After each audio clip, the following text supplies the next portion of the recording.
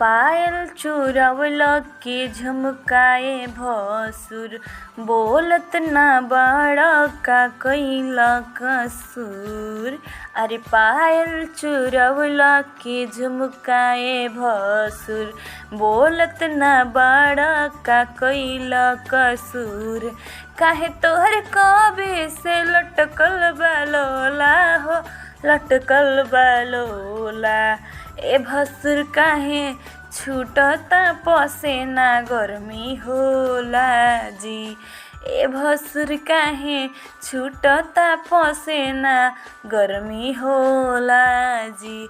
भसुर जाई पी लेही एगो कोको कोला जी। ए भसुर जाई पी लेही एगो कोको कोला जी। जवन जवन कहबू ले अइबो भवहिया, कही के गुड़ोना ले अइला मोती वाला साड़िया। भसुर हमरो के तू भुलावेला हो, मीठा बोली के तू शरमावेला हो। एही से मुँह तहर बनल बाटे चोखा हो, बनल बाटे चोखा। ए भसुर हमार बात त सुनी। ए भसुर काहे छूटता पसीना गर्मी होला जी। ए भसुर काहे छूटता पसीना गर्मी होला जी।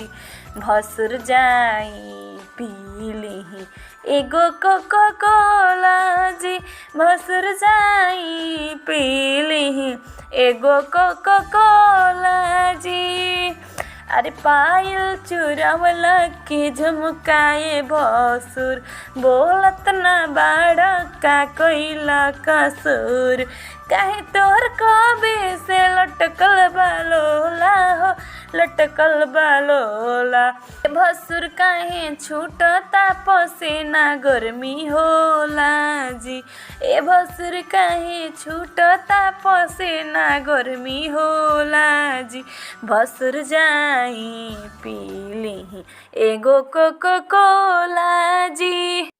इसी तरह के भारतीय भोजपुरी गीतों को सुनने के लिए हमारे चैनल को सब्सक्राइब कीजिए और इसमें जो भी कमी हो उसे कमेंट में ज़रूर बताएं। धन्यवाद।